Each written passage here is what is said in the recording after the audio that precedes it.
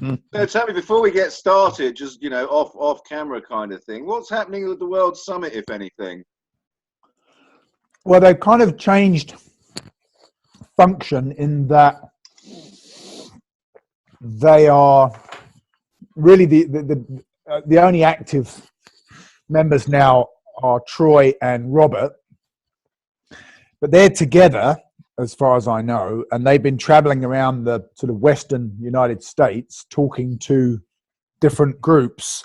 And, the whole thing has become about, rather than peddling their own product, it's about getting everybody on a similar page. There's all these activist groups, all these protest groups, and they want to say, look, hang on, don't worry too much about your specifics. We all basically want the same thing, so let's get together. Yeah. So they've been doing a lot more traveling and a lot more meeting, whereas previously we were all staying where we were and having lots of meetings with the same people. So they're pushing the outreach side of it more than anything, really. Right. Okay. But they've obviously done a lot of developmental work, and I'm ashamed to say that I haven't really kept up with it in the last couple of months. So. Well, no, I mean, I was pretty keen to become a part of that and to become involved in that, but it just felt like it either didn't know where it wanted to go or wasn't really heading there very quickly, because I was supposed to be the moderator on their forum there, and I went on there and I put on an opening welcoming message kind of thing, and to the best of my knowledge, still now today, not one person has signed up for or left a message on that forum. You know what I mean? Right. Okay. So yeah, it's just as I say, I thought the idea was really exciting, and what Troy and Robert are now doing, going around trying to, I don't know, get disparate groups to realise that actually they're all on the same team and they need to unite if they want to have any effect. Yeah, I mean, I think that's a valuable thing. Mm. Do you know a guy called Charles Eisenstein? Yes, I've come across him. I haven't met him personally, but I know his material. Read any of his books or seen any of his videos? But he talks about that you've got people who you wouldn't think are in any way connected, but actually they're fighting for the same thing. So the environmental activist and the campaigner for education for orphans or whatever, you know what I mean? They're even though they're doing very different things, they've got very different causes that they're fighting for. Actually, they're doing the same thing. They're fighting for a more caring, sharing world, if you'll forgive the awful turn of phrase, you know what I mean? They're all on the same team in that sense. Yeah. And so it's one of his things is to try and get all of these different kinds of people to realise that they do have that common thread, you know what I mean? That they're all looking to see the same kind of change in the world. Yeah. To extend your example there, I actually found myself saying the same thing at an event not that long ago, and I forget the context, but in fact, even us and Greenpeace and the neo-Nazis actually at the root of it want the same thing, don't they? And of course, we've just had those awful, that Christchurch terror attack. Listen to me. A guy shot some people in a mosque in Christchurch. You know about that. So Jacinda's making hay over it. But at the end of the day, the guy just was worried about the future, wasn't he? Really? Yeah. Will we have access to resources in an increasingly scarce looking future? Yeah, I mean, I don't know that they would articulate it to themselves in quite that way, but I agree with you. The source of the whatever it is, the rage, the fear, the whatever it is that brings that out of people, I agree with you. It's that. Yeah. So yeah, I'm feeling a little bit stuck at the moment in that, I'm in Spain and I'm trying to sort of reconstruct my own life along different lines, you know what I mean? Because I kind of feel that until I've done that, not sure how effective an agent of positive change I can be in the world while I am still ensnared in the same kind of stuff myself, Yes. So I'm a big admirer of yours, Richard. You've been fighting a good fight for a while now, and you never seem to lose your appetite for it. You never seem to lose your motivation. It's very impressive. It's funny how often I say this, but one catches up with lots of different people not that often, and every time I'm fascinated by the rhetoric that comes from conversation rather than from deliberate study or sort of methodical development, just because most of my work is talking to people, and I'm amazed at what comes out. And so I love sort of unscripted conversations where we just kind of see how we get on, and that's when the good stuff comes out. And fortunately, much of my work in Greymouth is based around having conversations on the street with ordinary people. It's not high tech, it's not high leverage, it's just sort of face to face, one on one or one on a small group of very organic conversation. And I think that's where the good stuff is. You know, it's not planned, it's not intended, it's just see what comes out. And I think there's a subconscious element to that, you know, where your subconscious brain is 90% of your brain capacity or something, isn't it? You know. Yeah, more, I believe, but yeah. Yeah, it's crazy. And if you can access that material, then you'll do a much better job, I think, on the whole. Well, the thing is, we do access that material all the time, but because we're so convinced that all there is to us is our conscious, you know, our waking consciousness, our reason, you know what I mean? Because we're convinced that's all there is. Yeah. We don't pay attention to our intuitions and our feelings and our gut reactions and stuff like that. And that's what those things are. That's our subconscious, which has access to all of that additional data. It's sending you a message saying, don't do that, don't do that. Right? You feel it in your gut. Hang on, something's wrong here. Yeah, absolutely. So I really believe that intuition and gut feelings is exactly that. It's your subconscious trying to communicate with your conscious. I really believe that. Yeah. I watched a great Gabor Mate lecture the other day where he said exactly that, and how frequently they are in conflict. Yeah. And he asked the audience, you know, raise your hand if you've ever had a gut feeling and gone against it and later regretted it. Oh, God. Who can't put their hand up to that? Jesus. No. And conversely, how many people have got a gut feeling, gone with it, and regretted it? And hardly any hands out. Yeah, I mean, you do sometimes. You think, okay, my gut let me down there, but it's definitely rare. And you don't feel as bad about it, right? Because at least you followed your gut. Okay, it fucked up, but at least you followed it, and that. I felt it was the right thing at the time. Yeah. Sorry, Eric. What I was building up to there, what I frequently find myself saying to people is, "Oh, how's it going? Haven't seen you for ages, Richard." And with utter sincerity, I frequently say, "Do you know what? I think it's going better than ever. More positive." Sorry, this is in answer to your question. You know, you seem to keep going, but I'm constantly refreshed and sort of goaded on by the positive results that we're seeing, and so it gets better and better, actually. And I'm more positive and more optimistic now than I've ever been, you know, in the last 10 years. And I've been up there plenty of times, but it's an ever ascending pathway. You know, we just seem to get closer and closer to what we all aspire to. You know, and even, I mean, forgive me, are we recording yet? It did, yeah. It records automatically, so we're recording the whole thing, and then I can cut whatever we don't want later. Okay, yeah, because obviously some topics are very emotive, and it can be quite. You've got to be careful not to upset people. You know, it's very, very easy when everyone's so jumpy. But even the mosque attacks in Christchurch were indicative of a change, or at least the response to them was indicative of a change in the sentiment of New Zealanders as a whole. In what way? Previously, there's frequently been a sort of a New Zealand very generalized attitude that that kind of thing goes on in the rest of the world. That's all because they're mad. It's because they're in SIS, or because they're Americans, or because it's the crazy British. We don't do that here in New Zealand, and now we do. And so what I've really been up against in the last 10 years is the sort of naysayers who've got this position that, oh, it's all fine, you just need to work harder, you know.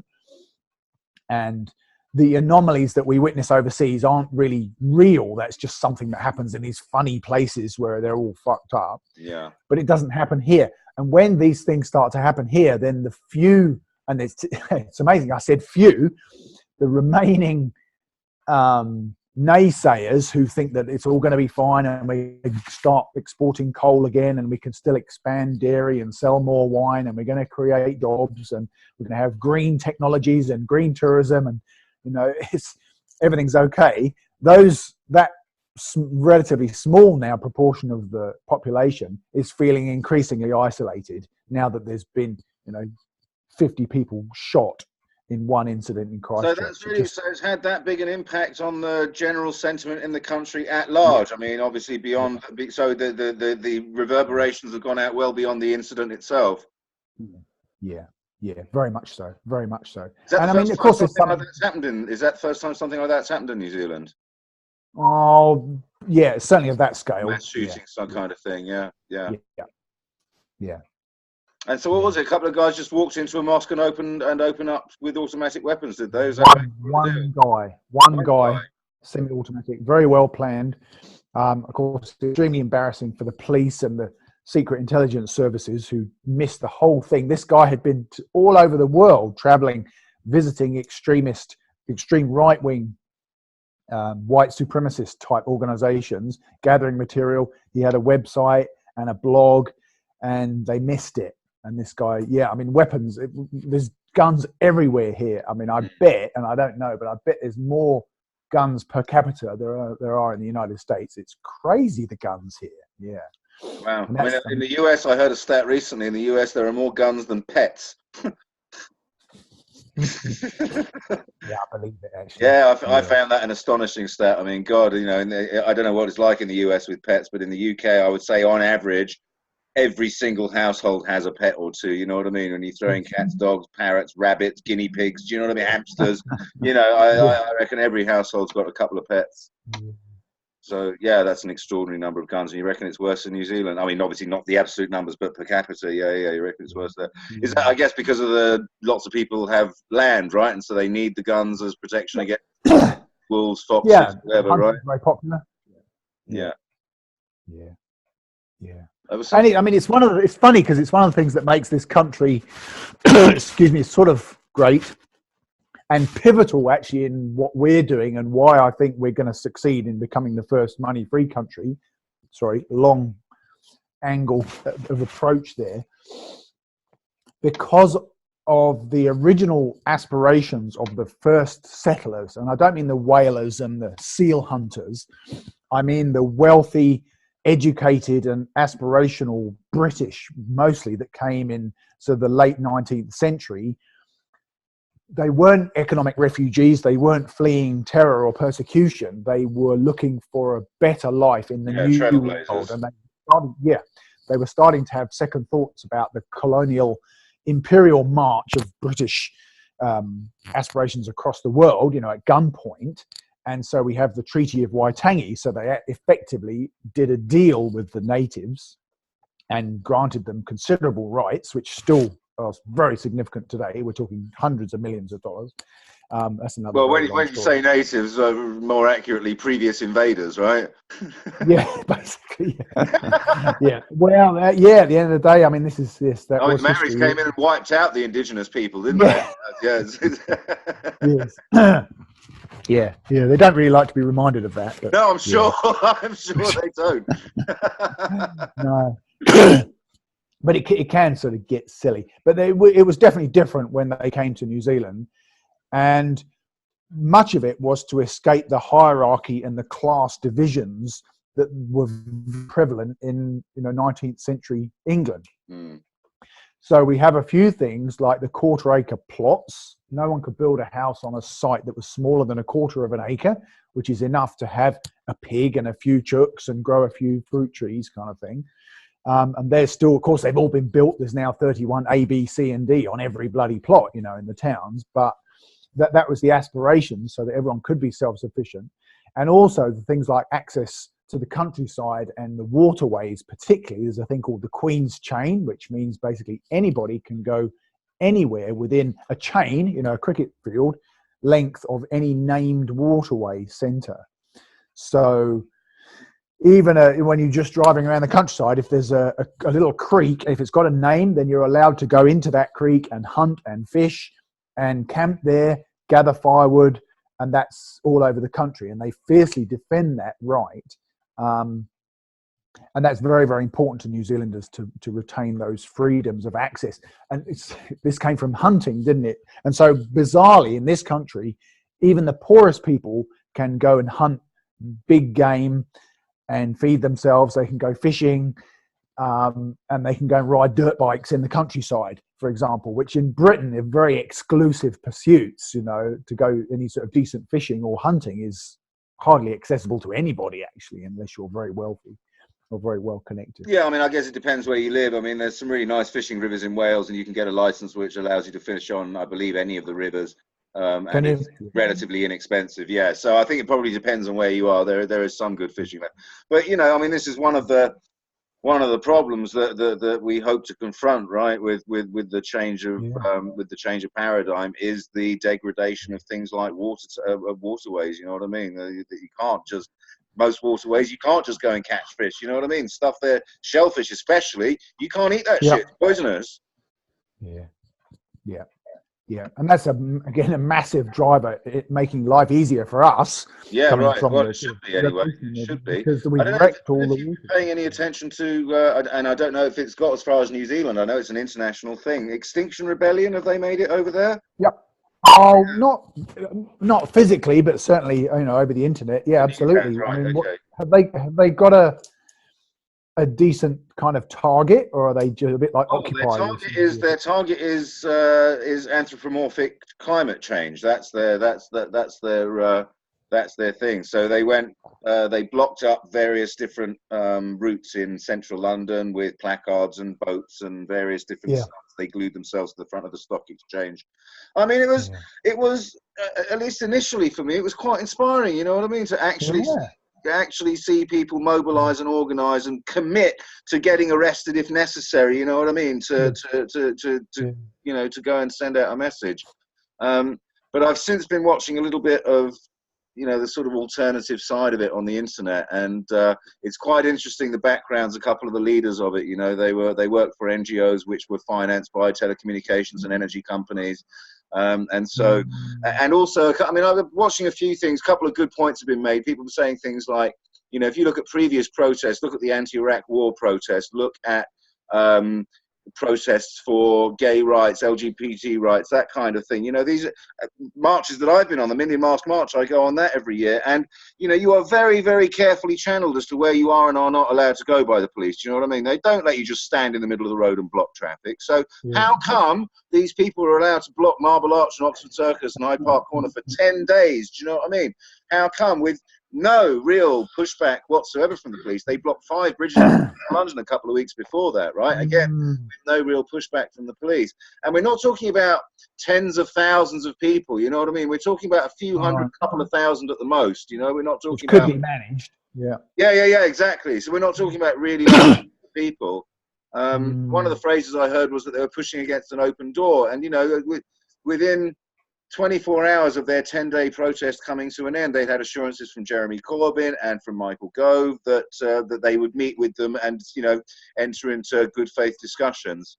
And, you know, their 3 demands were that they wanted the government to declare a climate change emergency immediately, like a national emergency kind of thing, and to set up people's assemblies up and down the country who would consult on how to best deal with the problem of climate change. And so, yeah, I've got a couple of problems with it. Number one, climate change. I don't like the term. I had a conversation with Nick not very long ago. It'll go up on the Money Free channel soon. And he made a very, very good point. You know, if instead of calling it climate change, we called it environmental degradation, this would be a very, very much more encompassing term, you know, because I don't care how certain everyone says, you know, 97% of climate scientists agree, blah, blah, blah, blah, blah. What they actually agree on is that the world is warming, right? That the oceans are warming and that carbon dioxide levels are increasing. This is what they agree on. But actually, there's very substantial disagreement as to whether carbon dioxide increases precede or succeed temperature rises, because carbon dioxide, there's 50 times as much carbon dioxide. I didn't know this until recently. There's 50 times as much carbon dioxide dissolved in the oceans as there is in the atmosphere, right?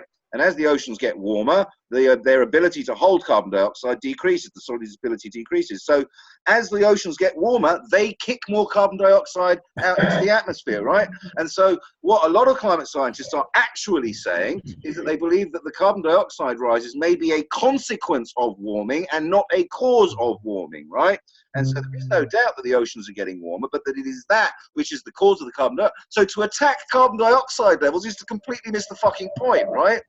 And anyway, even if, and also the other thing is we produce something like 35 out of 700 gigatons of the carbon dioxide that the Earth cycles through every year, right? So it's like less than 5% of the total global contribution is made by man. And I get the idea it's a delicate system and it only takes maybe a couple of percent to upset it and blah, blah, blah. I understand all of that. Sorry, I sidetracked myself there. I was going to say something else. Well, are we focused on the right thing? I think is what. Correct, what you exactly right. That was exactly my point. And so that by focusing on carbon dioxide, we are being distracted from, and or in a way prevented from doing anything about a lot of the other ecological catastrophes, which are very definitely, very certainly going on right under our noses. You know what I mean? So it's starting to worry me. I heard one conspiracy theory guy said that the end game here is to convince everyone that the threat of global warming, human carbon dioxide caused global warming, is so immediate and so catastrophic that we have to, rebuild our entire energy and transport infrastructure away. And the only way to do that is to take all the money out of your pension funds. I'll let the dog in. Yes, I mean, I've got these 5 parameters that, if there's one thing I quote most repeatedly, it's probably that. Hello, dog. Hello, dog. And the first of those parameters, which we've fairly recently developed as a species, is the letter C. So I'll probably come back to that. Climate change. But I immediately pounce on people and say, I don't really want to talk about climate change, and we don't even need to. It's not really relevant at this stage. Did man cause this, etc. At the end of the day, just if you're in a spaceship, don't burn the rubbish, in amongst the air that you're going to breathe. And that's all that really matters. There's plenty of other reasons not to do things that may or may not cause climate harm. And they're all driven by money at the end of the day. And I always feel these arguments, we immediately kind of get onto a anti-poisons or anti-abortion or climate change argument, and we've already lost the point. And we can argue and fall out about it and send each other emails and build websites about it, go on protests. We've already missed the point. Jacinda and co are all in Paris patting each other on the back about what they're going to do about the evils of Facebook. Yeah. And they've already missed the point, and all that energy, all that angst and dedication will go into something that's actually a symptom and not a cause. I was just going to use exactly that word. It's attacking symptoms, not causes. That's exactly right. That's exactly right. All of it. And I mean, climate change is just the latest one. I tend to agree with you. If we didn't do things so fucking stupidly and wastefully, then we wouldn't be having to worry about these things. It wouldn't be a thing. Yeah, and getting people just to back up. If the education of our children were to include an appreciation of the fact that we are deeply connected to, in fact, we are birthed ultimately by the planet, right? You know what I mean? If our upbringing were to include this over and over and over again, then people would act very differently. So, sorry, you were going to say something. I interrupted you. Yeah. Well, again, instead of in New Zealand, it gets quite easy to back up. We need to get people to think beyond the superficial, there's been a shooting, ban guns reaction. Yeah. And ask, okay, just stop a minute, back up and think, well, why did the guy want to shoot anyone in the first place? Yeah. Why do we have threats to our climate? Why do people hunt whales? Why do people beat their wives? Don't just have better surveillance in houses to prevent, to catch them when they do beat their wives. We're so reactive. It's almost it's worse than childlike, actually. But here it's very, very obvious because there's so few people and they're so intimately connected, especially on the West Coast where, my campaign is going on. And I think there's a much shorter link between the cause and the effect of what people are doing. Whereas I dare say in Britain or Spain or something, a bigger, more developed, deeper civilization, shall we say, people are much more disconnected from the root causes of their problems that they experience. Whereas here they're very direct. So here we see dairy farming, which is our biggest export, and that props everything up, basically, the sale of basically milk powder overseas. That pays for basically everything, that's the short version. But it's disastrous for the animals, for the farmers, and for the environment and the water. And people see that very clearly. And so if we want to address those harm things that we see, that you can't eat the food in the water, you can't access farms anymore because they're all like electrified prisons, because they're huge corporate owned now, most of these dairy farms. They're not family friendly farms that they used to be. And the depression and the isolation of the farmers and their staff is horrific. The suicide rate amongst farmers is amongst the worst in the country. And they're all going into debt horrifically. And of course, the product that it produces isn't even really intended, in natural terms, for human consumption anyway. So the whole thing is flawed from start to finish. But it's very easy to point out here, because we're a relatively shallow civilization, in that regard, that dairy actually serves no intrinsic purpose except to get money. Yeah, absolutely. And it doesn't actually contribute towards the manufacture of computers or electricity or food or dog leads, they're completely separate.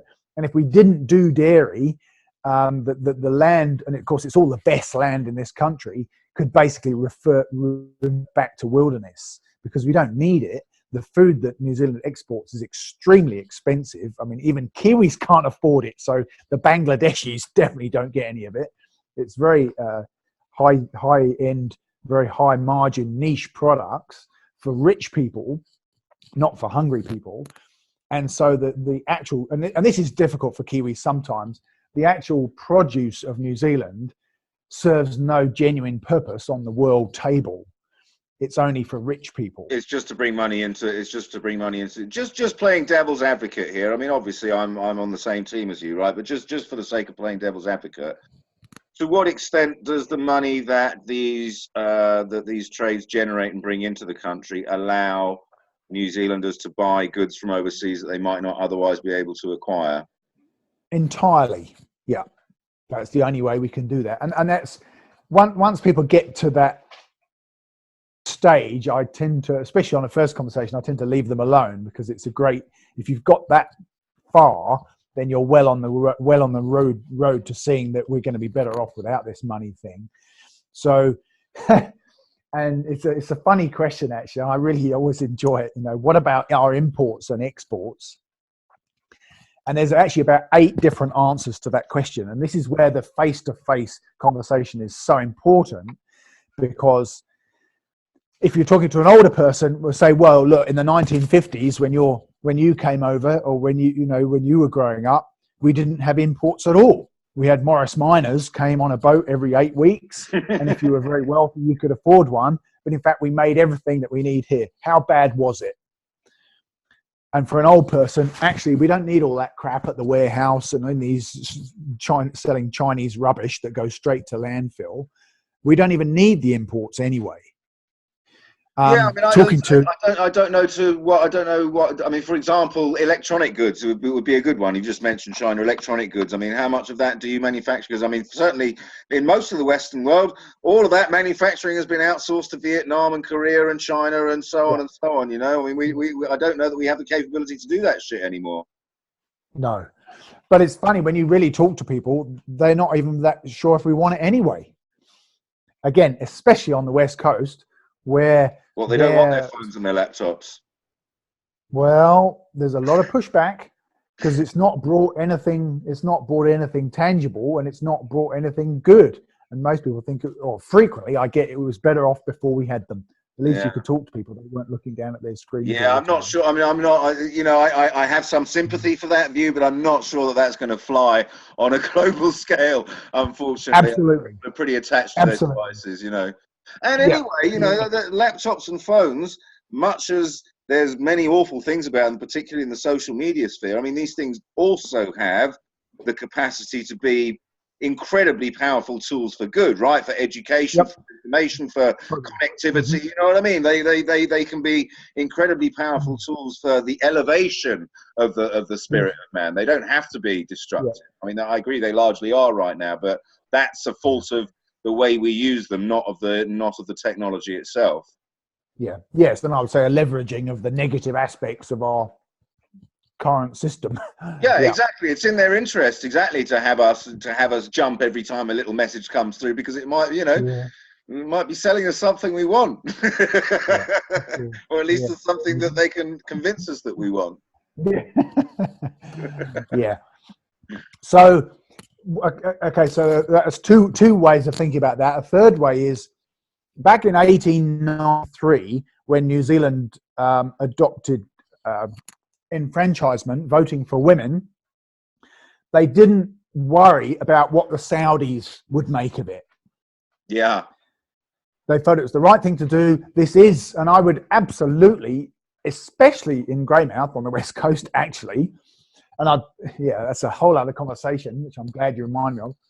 This probably is the leading edge of human civilization here, this place. And so what we do may seem a bit out there to, how should we say, less civilized countries, but it may well be the right thing. But we shouldn't wait for their approval before we do it. And so this is like a spearhead of progress, and there will be unanswered questions, but in the short term, we can manage without brand new iPhones, you know, in the short term. And I think because of the nature of change and also the exponential rate of acceleration of change,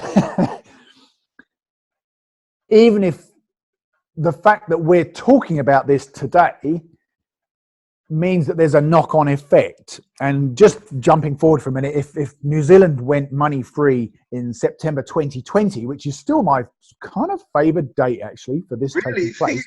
You actually think it could happen as soon as that? I do, and everything all my experience, and I don't do much else, reinforces that. But if that happens, then Australia, you know, our nearest neighbour, won't have waited in the 19th century to see what happens. And of course, the rest of the world is so intimately connected that when a positive change, or indeed a negative one, takes place in one place because of that technology, it can be spread around the world very quickly. Yeah. Just give you a quick example of, you know, talking about climate vulnerability, let's say.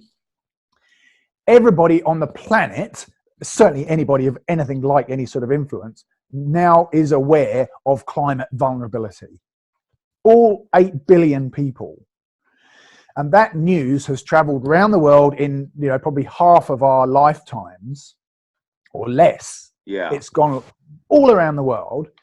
And that's some of the worst news that humanity has ever had. Whereas the prospects of a resource-based economy is probably the best news that humanity has ever had in all of eternity. So how long is that going to take to get around the world? And I can't see the Australians saying, no, we like our capitalism. It's all great over here. In New Zealand, they've suddenly leapt into a 21st century utopian paradise, like overnight, and they've solved their climate problems, their health problems, their animal welfare, their mental health. They've solved them overnight. Should we do that? You know? So I don't think the rest of the February world... 2020 is what? That's 9 months from now. That's 9 months from... I mean, God, I would love to wake up. I'd love to wake up on the morning of... When's your election? This next one is October the 12th this year. Sorry, I assumed that when you said February 2020, I assumed you meant that was I assumed that was a general election. So why it's 2020? Why did you pick that? Why did you pick that particularly? Well, it came out in a conversation with a group actually in an Auckland sort of summit that we had a couple of years ago. and I love graphs. You know, my background is in big aviation and engineering and aircraft operations. Excuse me. And we do a lot of trend plotting using graphs and mathematical models to try and predict the future. So we're trying to work out how long can that engine stay on the wing of that airliner before we have to pull it because of a crack in the turbine blade or a breakdown in a bearing.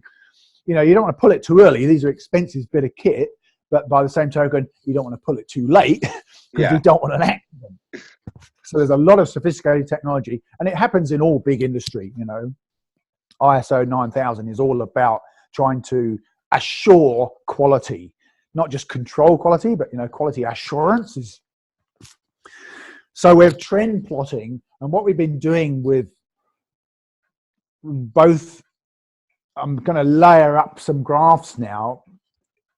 When you're plotting trends of social breakdown, mental health challenges, environmental challenges, all the things that are going wrong in the world, and if you also at the same time plot the growing awareness of solutions, then you see that they start to coincide at a point in the future. And absolutely, they're exponential. And anytime you get near anything exponential, it gets really exciting really quickly. Yeah.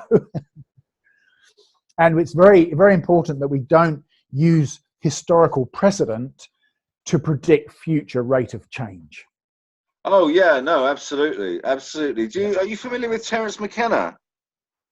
Oh, it sounds familiar, but remind me. He spent his life investigating, both personally and as a medical man, the actions of psychedelics. And towards the end of his life, he gave an interview. No, but he was a really well respected. I mean, he was the man. You know what I mean? And it was really articulate, really funny. You know what I mean? Really easy to listen to. Anyway. He has this theory, which he put forward shortly before he died, that time itself is accelerating. And by that, he means that time, what is time other than the distance between events, right? You know, time is punctuated by the occurrence of events within time. If there's nothing going on, then there is no time, right? If there's nothing happening, if there's no... do you see what I mean? There is. What he's saying is that as evolution proceeds, more and more and more stuff goes on, more and more levels of organization are reached, more and more, greater and greater complexity, greater and greater novelty. And so there's just more stuff going on, right? And there, as a consequence, time is speeding up. And that is also an exponential thing.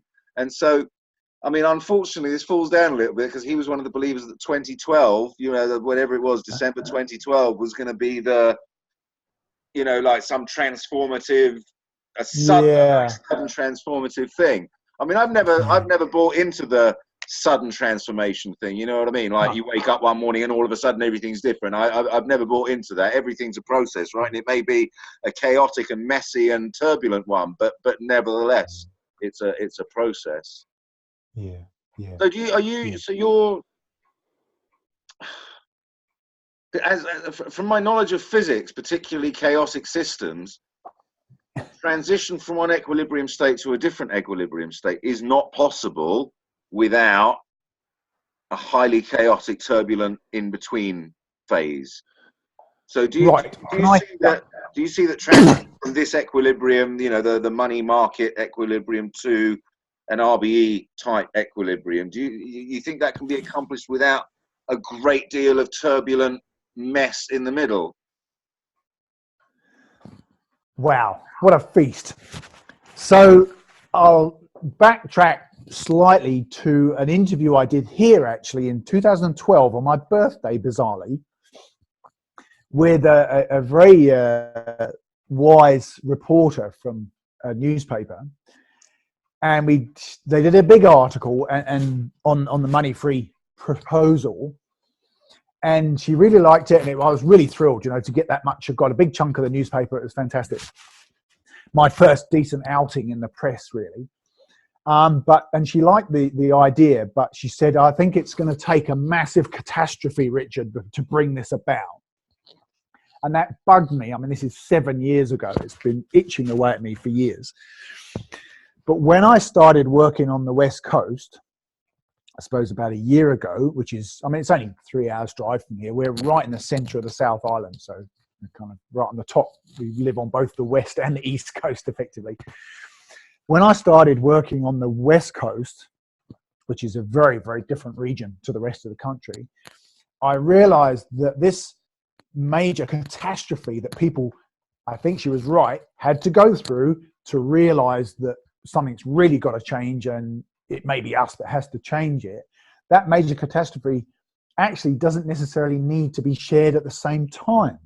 So it may not be a 9/11 or a Christchurch mosque shooting. It may be the fact that your daughter took her own life, or your mother died of cancer, or your business collapsed and you lost your home. That is your 9/11. That's your personal catastrophe. And because of the West Coast's precarious history and position in loads of different terms, nearly everybody there has been touched by tragedy in some way, whether it's a flood. There's a lot of social problems there, a lot of economic challenges, and a lot of climate change challenges. And they're very isolated, and they know all about tragedy. We had a horrific mining accident 8 years ago. 29 guys died in 2010. And, that shouldn't really happen in 21st century mining in a first world country. I mean, it shouldn't happen anywhere, but, that's unprecedented in the modern era to have things like that. And it always happens on the West Coast. So these people have been through that massive transformative experience and thus are ready for change. And I think you said, and it was intrigued me actually, you said there needs to be a period of chaos between the money world and the no money world. But of course, we're grey creatures, aren't we? And so we already have a lot of experience and activity in the no money world anyway. Yeah.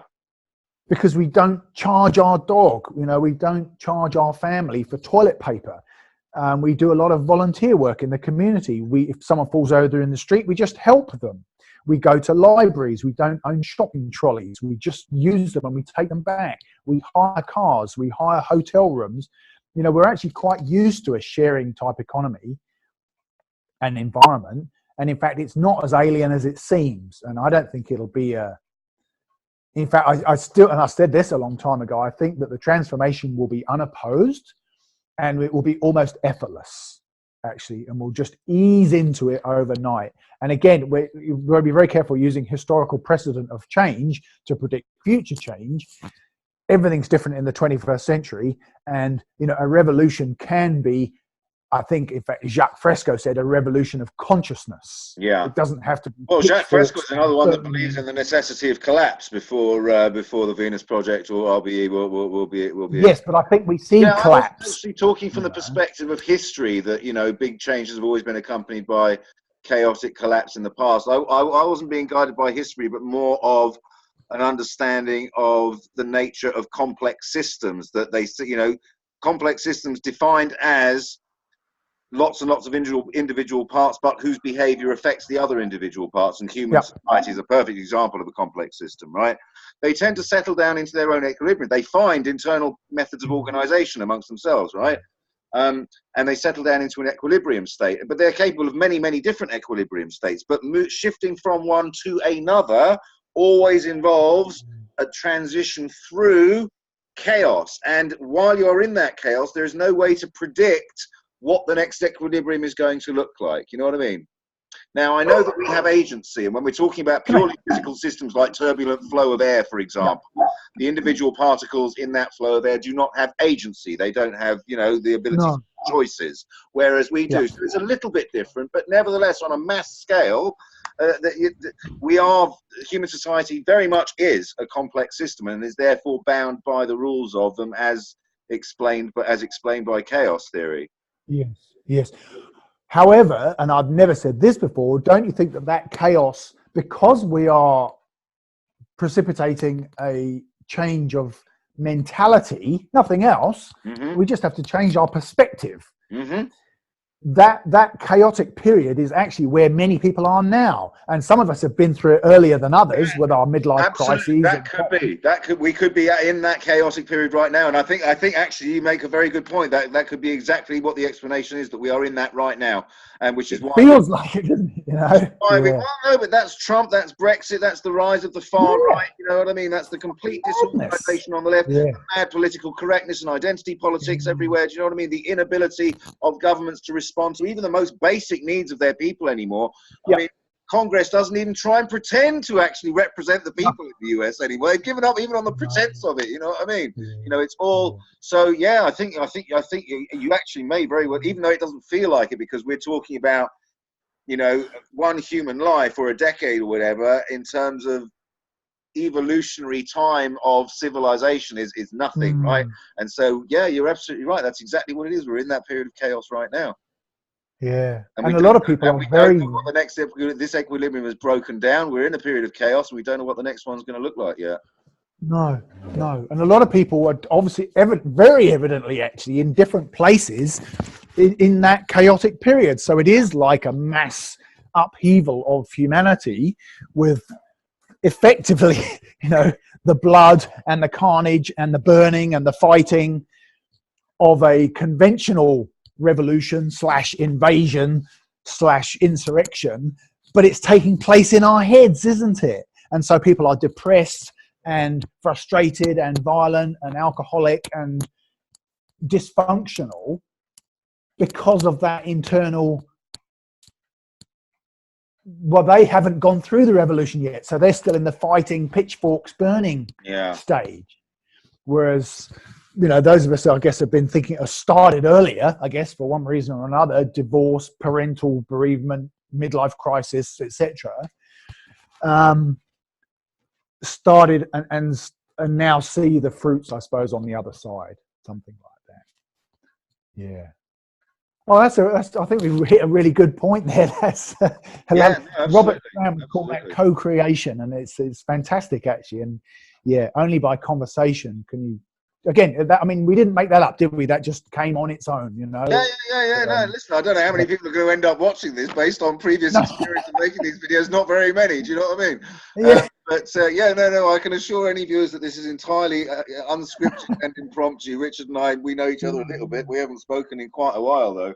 So that's good stuff. Yeah, and I mean that's something amazing that technology has enabled, hasn't it, to allow, you know, absolutely, and for this stuff to be broadcast. You know, I mean, I've gained a huge amount of perspective, you know, broadening of perspective and deepening of understanding of all sorts of things by listening to exactly this kind of thing, conversations between people, between, you know, experts in their fields who are being questioned by or in conversation with someone who has enough of an understanding about what they're about that they can ask them sensible questions and guide it for the layman, you know what I mean, without letting them get, and you know, it's fantastic. It really is. I don't know if you know, he's a comedian called Russell Brand. He's one of the he's become one of the best interviewers I know on the internet. I mean, he's great. He builds a fantastic rapport with his guests. He gets really varied people talking about really interesting things. Some of it really out there, some of it quite mainstream. You know what I mean? He seems to be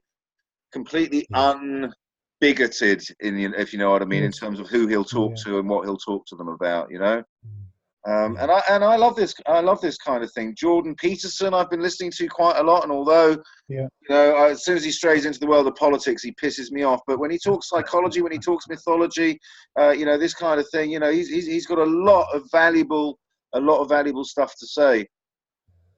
Jordan Hall's another one. Have you heard about him? He wrote what was it called? I can't remember what the name of the document was, but it was an essay after Trump was elected. He's written a series of them. Sort of an analysis of the state of society, and he's very much on your page that we're in a time of chaos, and that the blue church, as he calls it, the blue church being the old established institutions, the blue church is unable to cope with the circumstances of the new world. Things just changing too quickly, and in opposition to the blue church is the red. Oh, the red religion. That's it. The red religion is in opposition to the. So we are part of the red religion, right? So the red religion is this insurgency which is coming about, and it's manifesting in all sorts of different ways. And the insurgency doesn't wield the power of the blue church, right? The blue church still controls all the money, all the political institutions, all the weaponry. You know what I mean?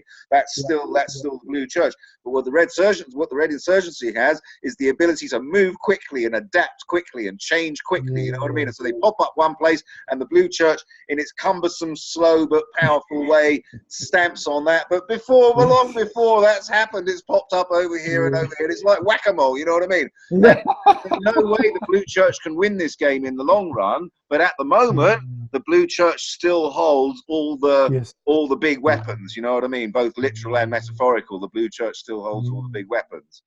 And I really like this analysis. That feels to me like, you know, like the red insurgency must inevitably win, right? Because it's the new thing, you know, and you know, it's the evolutionarily the red insurgency must win, and the blue church has no hope of once and for all, finally forever, stamping out the red insurgency. It can't be done, right? And so, however strongly it tries to repress it, sooner or later it must come through. And as I say, that feels to me to be a pretty accurate analysis of where we are right now. Yeah, no, I like that. Yeah, I've written it down. I'll look him up. He sounds good. Again, I'm always looking for New Zealand points of difference because it is so different here. It's hard to imagine how different it is to anywhere else in the world, actually. And when it comes to, I love that blue church. That's excellent. I'll use that. Yeah, he's really good. You should honestly find as much as you can and listen to. He's really says so many interesting things and talks at such a very, very, very high level. For me, anyway, I have to rewind quite often and listen again. I didn't quite, you know what I mean? Too much to absorb it all in one go. Make a few notes. Yeah, excellent. Yeah, that's good. That's good. Yeah. But see, in New Zealand, the blue church is not that far away. And I frequently, you know, weekend before last, I spent time with 3 members of parliament, 2 of them cabinet ministers, you know, just out in the country, a little local event. That's what you can do here. These people are that accessible that it makes all the difference. And even if you don't know them personally, you will almost undoubtedly know a relative of theirs. Yeah. And so people, you know, I often wonder if Theresa May and so on, you know, do they actually exist? I'm not suggesting that they don't, but you don't see politicians not in as Britain, human beings, though. No, not as human beings. I mean, you can see it. It really, it's not just Theresa May, although she is particularly bad at it. But you see it all in so many senior politicians when they're asked a question. You can see a question that they weren't expecting, right? That they don't have a scripted answer for. You can see the wheels turning. Okay, what can I say here? What's that going to look like? What's that? Do you know what I mean? How's that going to be perceived? Rather than just answering the question. The fucking question. They just can't do it. And I feel sorry for them. I mean, Russell Brand has said this as well. Like, as a human being, they are a human being, right? And you have to feel sorry for them. That you can't help it. I mean, no one forced them to take that job, right? But nevertheless, as one human being, no, you can't feel sorry for them. That's the beauty of New Zealand. I quite by chance actually stumbled upon a 1980s prime minister's autobiography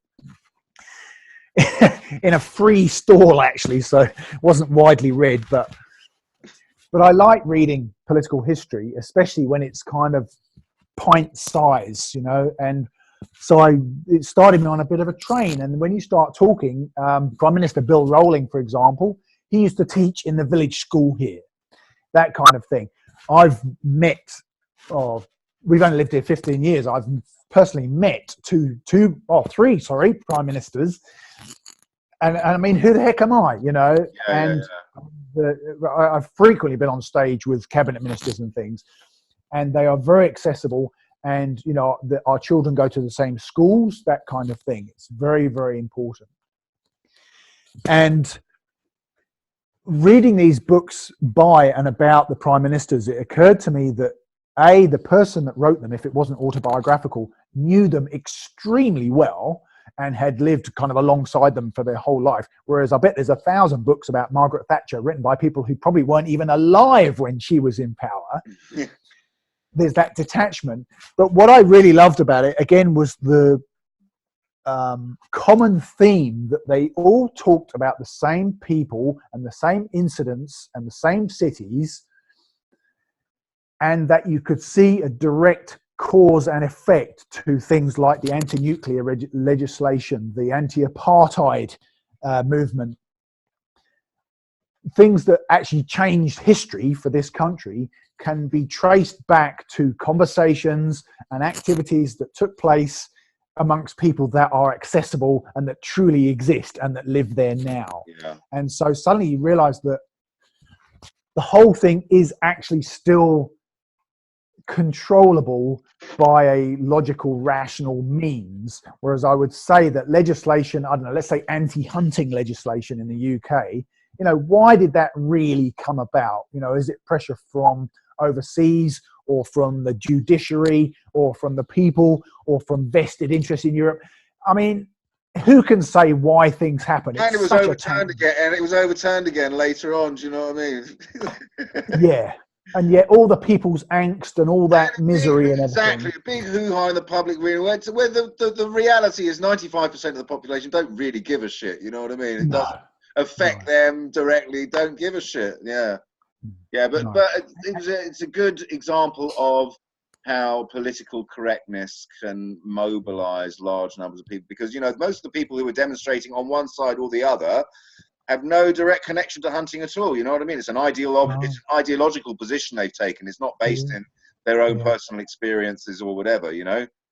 They've just, hunting is evil, or people who want to ban hunting are evil, and boom, you know, Yes. What's the 5G situation like in New Zealand? Are they talking about 5G there? Are they talking about, because I mean, New Zealand in many ways would be an ideal place for it, right? Half your population's in one city. That's all you've really got to cover is Auckland, and you know that's more than half your population done, isn't it? Well, if I can start with, oh yes, it's just such a hotbed here as well. For fuck's sake, it's so ridiculous. But if I can start with broadband, because we had dial-up internet in the early days, and then the National, which was a conservative right-wing government, decided that we should have broadband, and it was going to be expensive because of our population, you know, the way we're spread out, the geography and everything. So the only way to pay for it, and I had this argument with a serving cabinet minister in public, on a public stage, saying that they had to sell off our public utilities, the airline, the water, and the electricity generating and transmission companies to pay for superfast broadband, because we've got to stay competitive with the rest of the world or we'll get left behind. And I said at the time, and I think I was quite proud of it, you know, off the cuff, profound statement that superfast broadband is actually, it's merely a Trojan horse to ensure that every little girl on the west coast of this country, where traditionally people have gone to escape this kind of thing, she will have a smart device in her pocket. So instead of skipping around the field barefoot in a dress, she will now be checking on her makeup, her teeth, her body shape, her hair. Instagram post. Yeah. And the beast will get to everybody, and it has, you know, and it's horrific. And I think 5G is just more of the same, you know, and of course, even more intrusive. And Well, but there's radiation issues with 5G. I mean, it's a whole different bandwidth to previous kind of connectivity, to previous communications. It's a much shorter it's a much shorter wavelength of radiation that they're using, and there has been zero testing of the effects of this radiation. They're just rolling it out, not having tested it at all. And there are a lot. And listen, I don't know. I haven't done any testing. I haven't even seen any data. But it seems to me entirely reasonable that testing should be done before a system like this is rolled out. That in principle seems entirely reasonable to me. Yeah, they haven't got time to test, have they, in the modern marketplace? I understand what the rush is. 4G seems pretty all right to me. I mean, I live on 4G. I don't have a hardline internet connection here. I live entirely on 4G, and it's fine. It's fine. You get the occasional bad patch, you know what I mean? But it's absolutely fine. So I don't see what the rush is with 5G. Fortunately, I'm in the middle of fucking nowhere. They're not going to be putting 5G here for a very long time. There's just not the population. I mean, half the people here don't have internet access as it is. The average age here is like 65. Half the people here, at least half the people here, don't have internet connections as it is. Yeah, fantastic. However, be careful, because I've quoted in the past that, you know, in many parts of remote Africa, they got Coca-Cola and Marlboro a long time before they got medicine and water. You know, the tentacles of the monetary system reach a very, very long way. Yeah, but it's easy and cheap to deliver Marlboros and Coca-Cola. It's not easy and cheap to deliver 5G. It's a different thing altogether. Yeah. And again, I mean, 5G, Marlboro, Coca-Cola, they're all distractions and they're all symptoms. And I don't think any of them would exist without the monetary system. And so when everything becomes free and everything becomes entirely voluntary, then we'll actually get what we want, because we'll be the ones installing it. And if we, i.e. humanity collectively, humanity collectively would demand some fucking testing before putting this thing in. That's safe. Radiation is going to increase likelihood of cancers and and brain tumors and stuff. You know, fucking do some testing. But yeah, no, I mean, from the people who are out there on the scary side of it, what they are saying is very, very, very scary. That actually very short exposures to this has significant and is way outside of recommended doses of radiation. And so, and it's just being rolled out willy-nilly. But like I said, it won't affect me, except when I go back to the UK. Then it will. It will affect me then, because the UK will definitely have it. We'll be one of the first ones. Everywhere. Yeah. Yes, Greymouth may not have it. I don't know. So tell me a little bit about, because when we communicated by text a week or two ago, you said that you thought you might have a genuine chance of becoming the mayor of Greymouth. So that's right. I'm throwing everything at it. Yeah. I think it's the fastest route. Yeah. So what does the opposition look like? Older, heavier, still white and middle class, but very what do you call it? Blue church. Yeah. Very convinced. And to be honest with you, I have a field day with being on stage with these people in public, because it's just, you know, at the end of the day, precocious or otherwise, we're right. Yeah. And at the end of the day, if you stick with the truth, you can't go wrong. And what you said about the politicians with a, off the cuff question, sort of, the trouble with that is they have to balance a million competing interests. Exactly. To answer the question, don't they? Whereas when you just tell the truth, it's like a kid who's lied in the past. Okay, so who did break the vase then? If you just own that, if you tell the truth, you can't go wrong, can you? You cannot go wrong. And you have to remember all the lies that you told. Yeah, absolutely. Oh, man. And of course, the poor politicians, etc., of today have this ridiculous balancing act that in the resource-based economy world, we do not have to play anymore. You just tell the truth and the science will guide you as to the correct response. Yeah. It's not even difficult. And I was astounded. The very first public outing I made at a mayoral level, when I was contesting the Nelson mayoralty in 2013, and I had a lovely prepared speech, and the mayor candidate's got 5 minutes, and we had 450 people in the audience. I mean, I was shitting myself, but this is great. Right, I'm going to talk about spaceship Earth and how it's going to work in a resource-based economy. And I discovered, it's amazing how you can lose and win in the same few minutes, but I discovered that scripted speeches with this kind of material do not work. We're not teaching people anything new. We're de-brainwashing them. And so everyone's got their own custom brainwash, and you've got to look them in the eye and have a conversation of some sort and figure out, where are you stuck with this? What's your personal hang-up with what I'm proposing? Because everyone's got a different version. So my scripted speech was rubbish. But when it came to the questions and answers, this big audience had a lot of questions about healthcare, about violence, about alcohol in society, about jobs, pollution. I realized that I had the easiest job of all. And although I was by far the least experienced of the 4 candidates for the mayoralty, I was able to genuinely put my hand up for every single question from the audience immediately without even having to think. Yeah. When you start thinking in money-free terms, Yeah. suddenly every problem we've got becomes easily soluble. Yeah. You're free to think.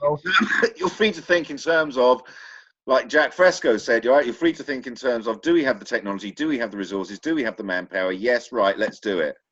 Okay, listen, that's it. That's it. Yeah, it's not. Is this interest going to be upset? Are they going to let us do it? Are we going to be able to borrow money? Can we finance it? Can we issue the bonds? Blah blah blah blah. All of that gone. Yeah. Advocates of money, however, would say that the necessity to raise finance for a project is a effective barrier to bad projects not being undertaken.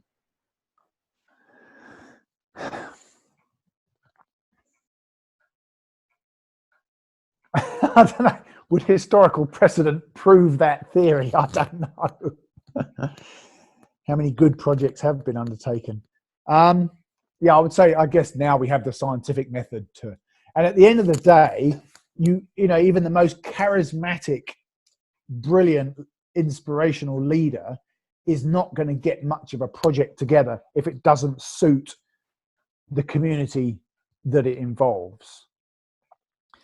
And I would say, yeah, I guess you're right to a degree in that the money filters out the crap projects. Yeah, people aren't going to invest in something that they think is shit, right? Because they're not going to risk their money on it, and so it's a good barrier to shit not happening. Unless it makes money, in which case shit will happen anyway. Well, that's the thing. The definition of what shit means now changes to what will not make money. No, absolutely right.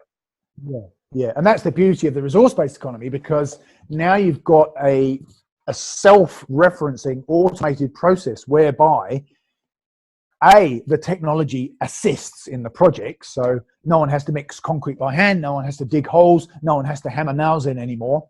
We've got amazing technology to do that, so that's all easy. If we want to do something, do it easily. But you're still going to need the, I was going to say buy-in, I'll have to look for a better word, the investment, still need a better word, this money thing goes deep. You still need the involvement of the humans to make it actually happen. You still need cooperation. You still need the ability for people to collaborate and cooperate on a large scale. I mean, you know, they're still going to need to build things like bridges and tunnels. Oh, and hospitals, absolutely. And hospitals and, well, maybe not airports, but, you know, the power plants, roads.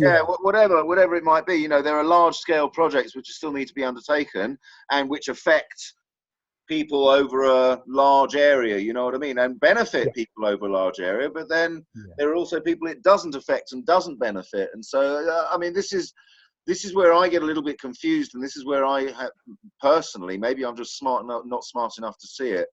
I personally have a problem with detailed transition plans because, I don't know, part of me, I guess it goes back to what I was saying before about transiting from one equilibrium to another means that you go through a chaotic phase and there's no way of knowing what the next equilibrium is going to be look like from that chaotic phase. And so I kind of feel that the path to RBE or something similar to it, something that embraces those philosophies, is most likely going to end up not being anything that anyone has thought of yet. You know what I mean? It's something that will emerge from the collective when there are enough people working on the various problems that we're going to encounter. And you know what I mean? Something will emerge that as of yet, we have no idea what it looks like. No, it does take some imagineering, doesn't it? And as Colin would put, actually, Colin Turner from Free World Charter, who I know, I saw your interview, he as he beautifully, so eloquently put, to really get this, you have to suspend your disbelief on several levels at the same time. And it takes quite a lot of mental, certainly energy to bring that about. But I would say have faith, because when we get to the final product, the RB world, this bloody dog, You know, a dog is always on the wrong side of a door, isn't it? It's just older he gets, just come on, fuck! You just went out. Oh, hello, I'm back. The self-referencing is massive, and at the moment, the example I use at the moment, if say that the breadwinner in a household drives a truck for Coca-Cola, okay, those big red trucks, and they carry around 50 tons of Coke, and they deliver it to supermarkets and towns all over the country. And everyone in the family, in fact, everyone in the country knows that those kind of drinks aren't very good for us. But because of the money thing, everybody right down the food chain, you know, in our local dairy, there's 19 Coca-Cola signs, you know, just a little country dairy in Wakefield. So it's very, very well promoted. Although nobody really wants their children to have it, but nevertheless, you know, they all do. Well, not all, but most do. Yeah. And of course, right down to the manufacturing and delivery, you know, the person that drives that truck, they get paid to do that, and they can thus provide for their family. Thank you, mummy or daddy. That's how we get the things we need. So we kind of, oh well, yeah, we wouldn't drink it, but you got to do a job, you know, fair enough. But after money, now the family and the community and the support structure of that truck driver, who he currently supports with his local contribution because of the money that he gets from his job, he doesn't need that money anymore because everything that he used to buy with it is now supplied for free. So what's the point in going? Is he going to go as a volunteer when A, it's taking him away from his family and his community where he's really wanted as a human being, and B, they collectively know that what he's doing is actually detrimental to society's health as a whole. So and basically, in the community that they're living, they're actually growing plenty of oranges and apples and carrots and shit like that, and they're making their own juice, and it's much nicer, and they don't want fucking Coke anymore. Yeah. And they don't need the truck, they don't need to go away, and no one has rotten teeth anymore. Absolutely. Yeah.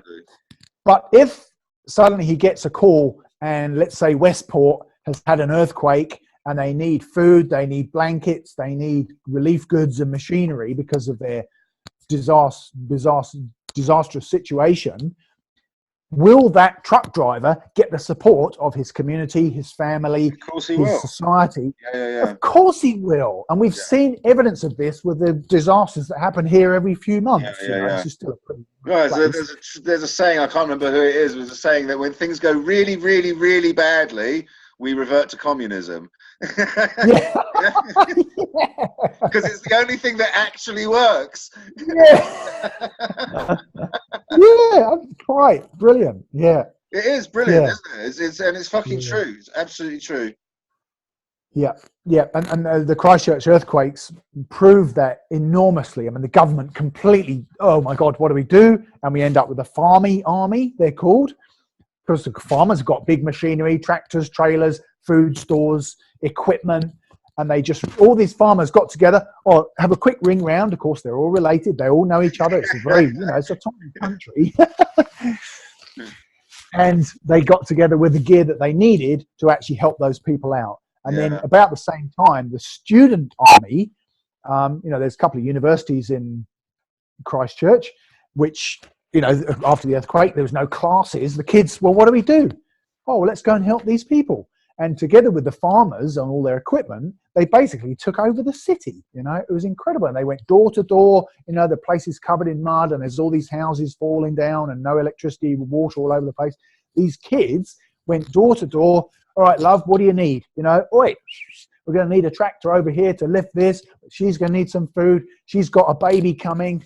And they sorted it all out. And it's an amazing, and again, a very visible and recent demonstration of what people do if you let them, And that's a really nice story. I wasn't aware of that. That's a really, really nice story. Yeah, and everybody remembers it like it was yesterday. Of course they do. It's a proper human. It's a proper human, uplifting story, isn't it? I like to think that's how we behave most of the time, given the opportunity to do so. Do you know what I mean? That's how I like. I mean, it's not something you can prove, but that's what I like to believe. That's my article of faith, if you like. Yeah, yeah, and that's also part of my chaos interim segment, whereby you'll get little opportunities to dart forward into the future. Oh, what's RBE going to be like? Oh, well, hang on. In 2010, 2011, we experienced it, didn't we? Yeah. And I mean, the volunteering here is astounding. If you chair a bloody school committee in England, you get a fucking gong for it, don't you? Whereas here, everybody's doing something like that all the time. And the ambulance service, St. John's Ambulance, I mean, it's the ambulance service is 75% voluntary here, as is the fire service. And, so people know about volunteering already. And then if it's quite easy just to extend that. So why don't we make your job voluntary? And then people have to think, well, what do I do? Does it contribute anything? And another great thing about New Zealand is the access to data, government data. We kind of lead the world in the depth of that they've got. They've been really thorough in that for the most part anyway, certainly better than most countries. And it's very up to date and it's very transparent and accessible. And we did a big survey, actually, Glenn Timms and I, a good colleague of mine, and only 27% of all work done in this country is just managing money. So that they don't actually produce anything tangible whatsoever, nothing. So advertising, marketing, sales, banking, investment, accountancy, they're just juggling numbers. And those people can instantly retire. So when what can I do? I can retire. Oh. And of course, you can retire with all the accoutrements that you gained through your endeavors previously because you didn't contribute towards the manufacture of boats or holiday houses or sports furniture. You had no part in their construction because that was all done by people who actually produce things and, of course, machines.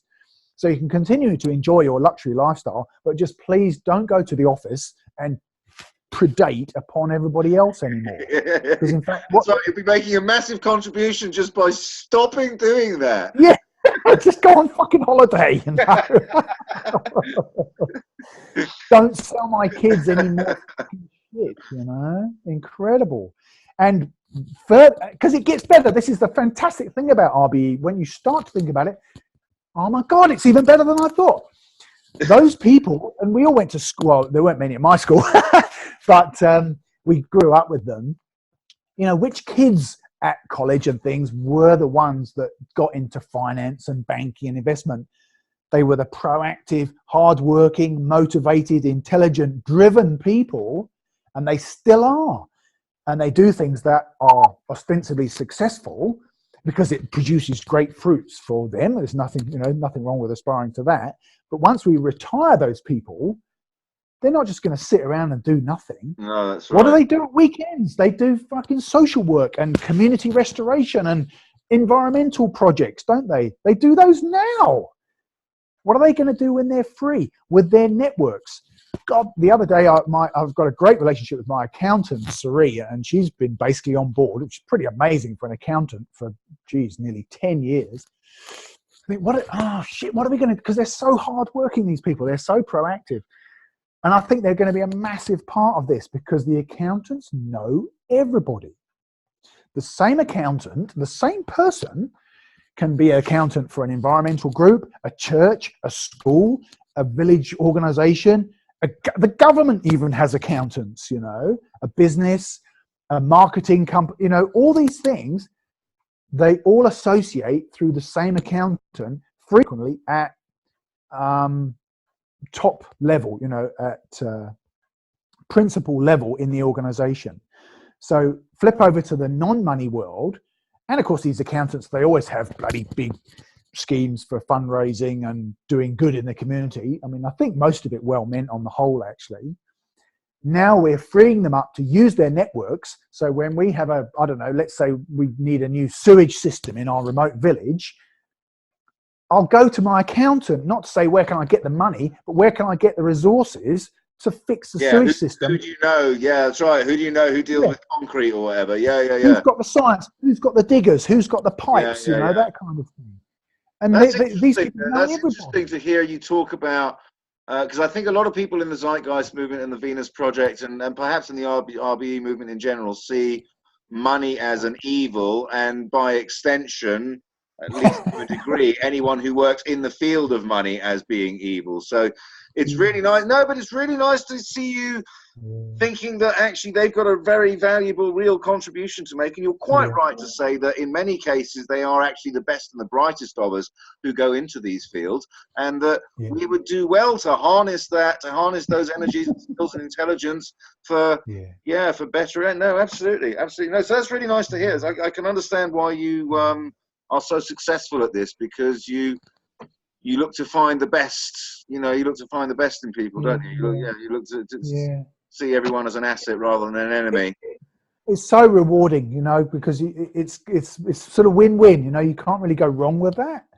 Yeah, it seems to every conversation seems to be positively contributing, rather than goodies and baddies, friends and enemies, and it probably is a bit naive, but I do see everybody as just victims of this system. And we've all become horribly corrupted by it. And especially, again, on the West Coast, where everyone has such a recent or relevant experience of tragedy, their humanity is that much closer to the surface. And you really don't have to talk to somebody, especially if you are sincere and impassioned, you don't have to talk to people for very long before they say, yeah, you're right, mate, we've got to do something. Yeah.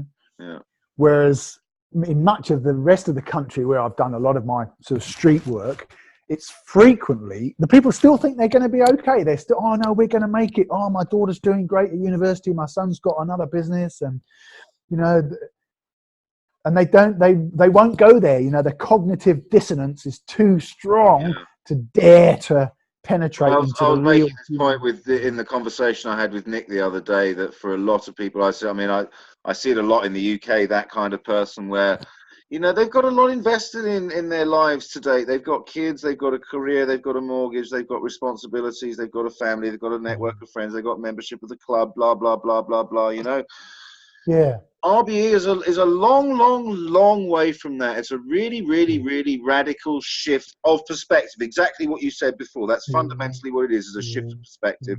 And once you've made it, you look back and think, wow, that was really fucking easy. But from the other side of it, it's not like that, right? It's so we do need to be infinitely patient and compassionate with those who are, as you say, victims of they're traumatized, aren't they? Yes. But it's proto-traumatic stress disorder. Right, yeah, okay. I mean, you mentioned Gabor Maté earlier on. I'm a massive fan of his as well. He's all about trauma. Yeah, and we're in it now. It's not post-traumatic, it's now. Yeah. So no wonder you can't get their attention, because they're fucking in a bunker dodging bullets, So they're not going to listen to a lovely concept. Being re-traumatized every day. I mean, it's not like it's trauma in the past and it's over and you can try and deal with it. It's reinforcing all the time, every day. Yeah. And just going back slightly to, for want of a better expression, to have a therapy session.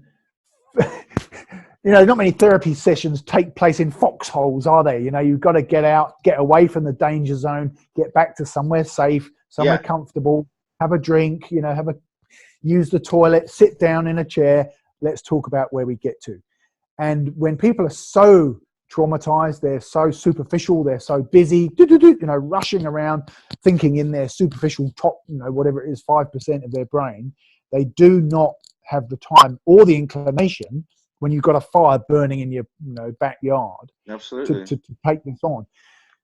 Whereas on the coast, they never really wanted the modern accoutrements of the 21st century. And I try not to get too far off the topic here, but I think it's frequently I've had, you'll never get the coasters to accept this, Richard. They're so resistant to change. And they are resistant to change, but only if that change is bollocks. Yeah. and so many of the changes in the last 50 years have been bollocks, haven't they? Yeah. Oh, you need faster broadband. You need another pair of shoes. You need a different color car. Oh, And I I got think, to well, say I've got the broadband thing. I'm personally on board. I remember dial-up. Dial-up was a fucking. So I'm all for broadband. But yeah, but then you probably remember writing letters nevertheless and was. going to visit your neighbour, don't you? You know, yeah. Go down the pub and have a talk with someone rather Yeah, than, you but know. these things are not mutually exclusive, right? You can still go down the pub and have a chat with your neighbour, and you can still have broadband at home so that you can, educate yourself on YouTube or Yes. have a Skype Yeah. call with your daughter overseas or whatever, Yeah. Yeah, no, I'm not taking a position. But on the West Coast, they've got a reputation for being anti-progress, but I think with very good reason, in that most progress has been pointless and it's just Yeah, been they would think of predatory. themselves as being discerning, not anti-progress, Yeah, but a yeah, discerning folk. Yeah. yeah, yeah. And one of the things I've really got excited about, probably the most, is that they want to talk. And whereas on the rest of the country, the response I've got for 10 years of doing this is generally, lovely to see you, because everybody knows everybody. That's great.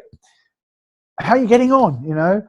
Oh, well done. That sounds really exciting. What really drives me nutty is good luck, as if this is my cause and it's not. You obviously you're not concerned with climate change or freaking inequality. That's just my thing, because I know you're busy.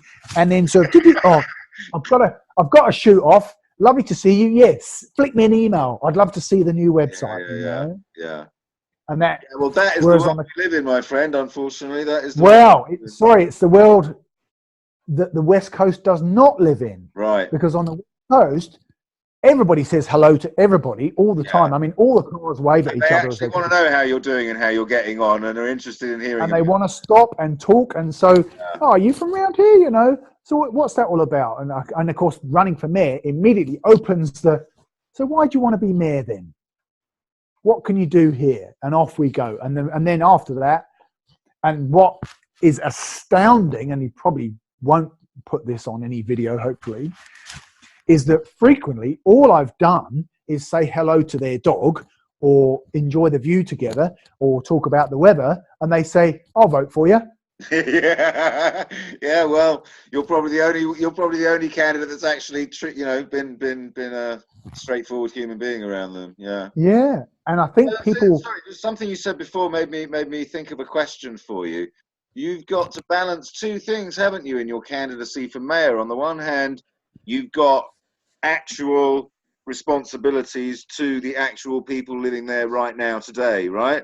Yep, And on the other yep. hand, you've also got a larger responsibility to the RBE movement, because this is a stepping stone, this is a springboard to greater publicity, greater notoriety, greater ability to speak about it in public where people will Access. listen, right? Yeah, So absolutely. you've got to balance these two things. So to what extent, no, let me slightly rephrase that. How seriously are you taking the first part of that, your mayoral duties to the citizens of your town? Yeah, okay. I've known quite a few mayors, and with the greatest respect, to a large degree, is a ceremonial role. Right. They don't actually have that much executive authority. So you're not like the chairman of the board of the council kind of thing? Yes, you are, but you're only the chairman, and you don't have a special casting vote. You have the same validity vote as the other councillors, who are all elected, who are most definitely well-embedded locals. And you don't have any influence in tabling the contents of what's being discussed or Yeah, whatever? you do, but at the end of the day, it's, especially here, it's extremely transparent. People are very interested in council activities here. I'd say much more so in the UK. Again, everybody knows everybody. It's all much more local, much more familiar with everybody. And so the mayoral role, there's not. Yeah, I mean, you get access to things that you wouldn't otherwise. So when you say it's ceremonial, are you sort of saying that you have no more power than any other councillor, kind of thing? Is that what you're saying, or that you don't even have as much power as a normal councillor? No, you have the same power as a normal councillor, but not much more. Only because of you're probably more likely to be on the radio or get quoted in the paper or go to conferences because you're mayor. But you don't actually get to make any decisions by yourself. Okay. And of course, I don't really know anything about local government, to be bluntly honest. It's just, I haven't done this So before. it's I not haven't like been. an American mayor where, you're allocating the resources to your police department and schools and so on. You're not. Not at all. Right. Not at all. Okay. And in terms of democratic, I would say this is probably the most democratic country in the world. That kind of thing is fiercely defended and very transparent. And yeah, it's about as good as you could do it, actually. Yeah. There's an old boy network, but for the most part, it worked fairly well, actually. But that's changing because the old boys don't know what to do. So should you win, you would actually be able to concentrate primarily on role number 2 then, i.e. using it as a platform to publicise RBE to a wider audience. Yeah. And Maybe the short springboard for a national campaign, yeah? Is that kind of on your horizon, are you thinking?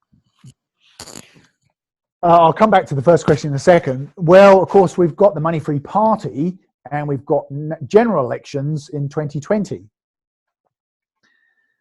So that may be a point of contention for me. If I am mayor, do I drop the mayoralty to become a member of parliament? Well, only if you win, right? You wouldn't have to drop it just to run, would you? Or would you? Would you have to drop it just to run? No, you don't have to drop it to run, but if you win, you do. And Okay. then there'd have to be a by-election, which are expensive and time-consuming and just annoying. And of course, it's happened quite a few times. The locals, well, in instances that I've seen in the past, and I guess everyone is different, the locals have been really pissed off at being abandoned by the person who voted in. I can completely understand that. Yeah. Oh, so he's pursuing his own ambitions. Absolutely. He never gave a shit about us. Yeah. I get that. Yeah. On the other hand, if you have the people behind you, then it might be say, go on, go for it. It's only ceremonial. We can just get another mayor. You go on all the way, son, So it probably depends on how things are going at the time. Just to finish off the question, yeah, there are plenty of mayoral duties, cutting ribbons, kissing babies, that kind of thing. But the way I see it, because I do like to keep things succinct if possible, believe it or not, the council machine is a big, cumbersome one of many wheels turning very slowly.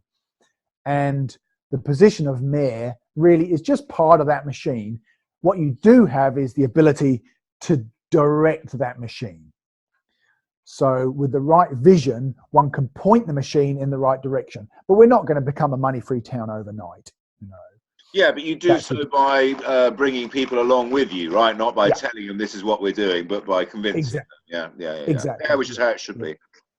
Yeah, and I mean, I suppose it's just human nature, but it seems bizarre to me that once you're mayor, suddenly you have relevance, you have authority, you have that. Suddenly what you said the day before now has more gravitas. Yeah, no one gave a shit yesterday, now they all want to hear. Yeah. And that's well, we're groomed from a very, very, very early age to obey authority, and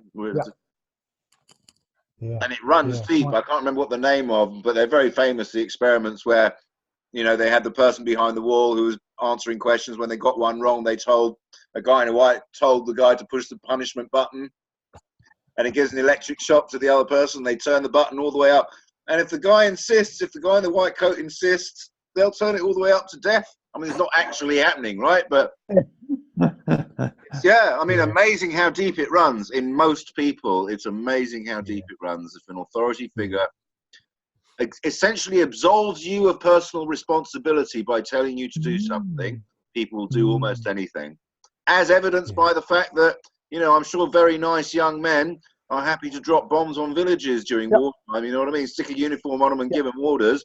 I'm sure they're really nice people, most of them. Yeah. Can I have a go at why I think Greymouth is the only place in the world that we can begin this? Yeah, go.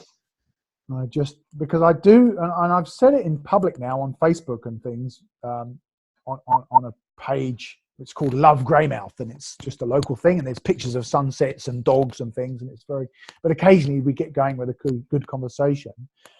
And I've said that I think it is actually the last bastion of human civilization because of several factors. One, I'll start off with is the disparity, which is really important.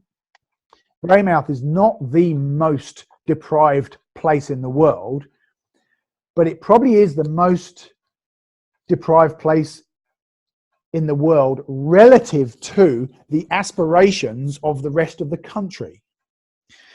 So New Zealand, as I said, it probably is one of the most civilized countries. We have the world-leading animal welfare legislation, voting for women, human rights, freedom of speech, are fiercely defended. Sorry, one here. second. Anyway, so yeah, you're talking about disparity between their sort of the expectations of a nation and the realities of the lives of people on the West Coast. Yeah, which I think drives the change, because it's, worse in the Congo, than they are on the West Coast. But then their expectations and aspirations are nothing like as high. So there isn't the driver for the change. And I think, so we lead the world in bowel cancer, or third in obesity, suicide, heart disease. We're right up there. Congratulations, well played. Yeah, isn't it amazing? In this, it is pretty amazing place, and yet there's all these ghastly problems, and they're even worse. They're exacerbated on the West Coast, so they know all about that there. But we have this reputation, aspirations, expectations to be world leading.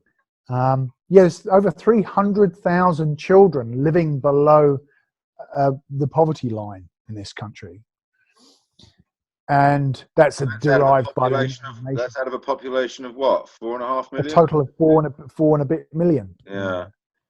So it's basically a quarter of children live below the poverty line. I mean, and of course, no one's got a clue to do about it. Not at all, apart from sell more dairy. That has its own problems. But so it's a funny dynamic in that we've got these expectations, we've got this situation, but we've also still got, and only on the West Coast, we've still got the human relations that have generally been lost in the modern world. So most countries with similar aspirations, expectations, etc., have lost their human connections.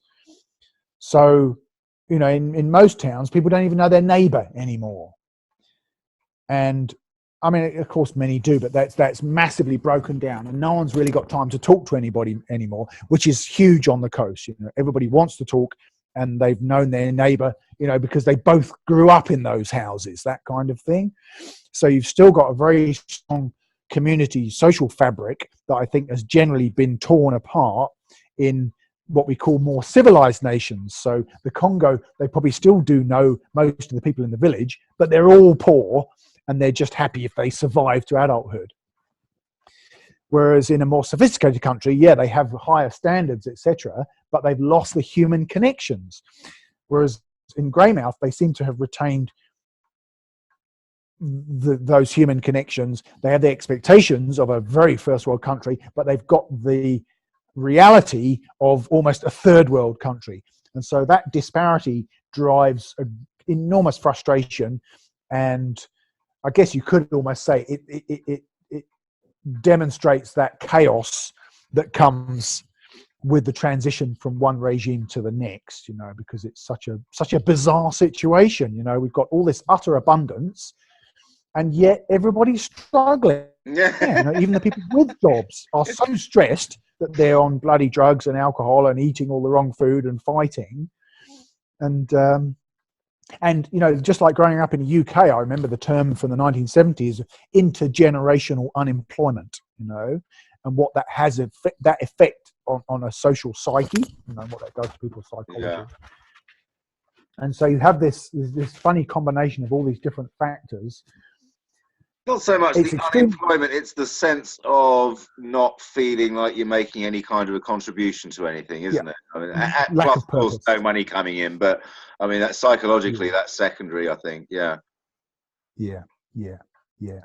Except with our modern devices now, you know, it is secondary, but of course you can no longer afford the things that you aspire to. So everyone expects to have their own jet boat, widescreen TV, 2 bathrooms in every bedroom, yet no one can afford it. So yeah, so again, there's a disparity there. The expectation is very high, but the actual reality is very, very low.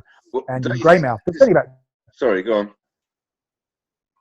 when there's only about 10,000 people, and there are 2,500 houses that are not yet connected to the sewage system. In a town, you know, they're still on septic tanks, and there's actually a government requirement that started about 10 years ago to update this kind of thing, but they just cannot afford to do it. And I was having a cup of tea in a lady's house the other day, and she, in a 1940s house, and this is so typical, and it still had the original wiring from the 1940s. And this is very typical. None of these people can afford to fix their houses up because they haven't got any money. Post health and safety legislation, etc., even to get your chimney, you know, you have to put scaffolding up and do a health and safety assessment. Oh my God, the cost of that. So basically it means no one's done anything. The value of property as a whole has fallen in the region because there's no work. So nobody will lend them the money to do the work. And many people are in negative equity. And suddenly the whole thing spirals down. And we haven't even talked about earthquake risk yet, which is represented throughout the town itself, in that many of the commercial buildings are no longer fit for purpose. Because post Christchurch, the whole country had an assessment of the building stock done by engineers, and they realized, fuck, if we had an earthquake like that here, this would fall down. And who can afford to pay to fix it up? Nobody. So consequently, the businesses are leaving town in droves because they can't afford to fix the building that they're in. The landlord can't afford to fix it. Insurance companies won't insure them, presumably. Won't go near them, yeah. And in fact, that came out the other day because the insurance company's having a bit of a field day at the moment because they're shit scared of the whole thing. And when, as we discovered here, when an insurance company won't insure you, then the bank won't lend you the money. So you don't end up living in a house that's not insured. You end up being evicted from the house because the bank, their investment covered by insurance. So it's doubly bad, actually.